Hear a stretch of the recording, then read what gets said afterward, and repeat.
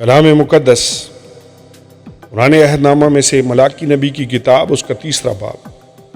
دیکھو میں اپنے رسول کو بھیجوں گا اور وہ میرے آگے راہ درست کرے گا، اور خداوند جس کے تم طالب ہو ناگہان اپنی ہیکل میں موجود ہوگا۔ ہاں، عہد کا رسول جس کے تم آرزو مند ہو آئے گا، رب الافواج فرماتا ہے، اور اس کے آنے کے دن کی کس میں تاب ہے، اور جب اس کا ظہور ہوگا تو کون کھڑا رہ سکے گا؟ کیونکہ وہ سنار کی آگ اور دھوبی کے صابون کی مانند ہے، اور وہ چاندی کو تانے اور پاک صاف کرنے والے کی مانند بیٹھے گا، اور بنی لاوی کو سونے اور چاندی کی مانند پاک صاف کرے گا، تاکہ وہ راست بازی سے خداوند کے حضور ہدیے گزرانے۔ تب یہودا اور یروشلم کا ہدیہ خداوند کو پسند آئے گا، جیسا ایام قدیم اور گزشتہ زمانہ میں۔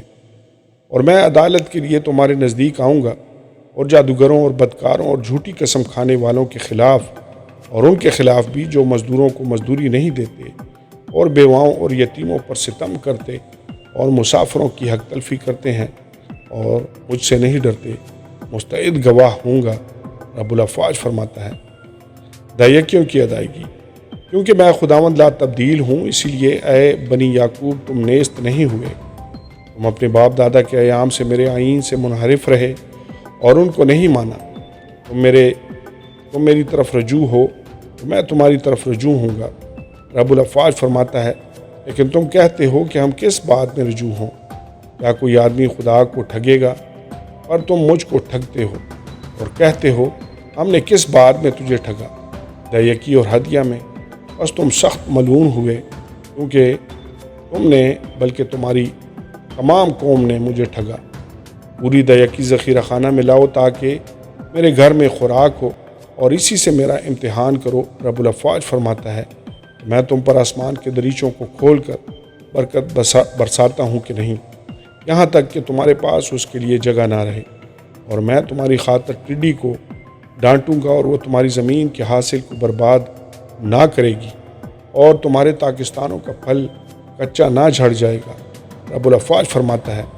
اور سب قومیں تم کو مبارک کہیں گی، کیونکہ تم دلکشا مملکت ہوگے، رب الافواج فرماتا ہے۔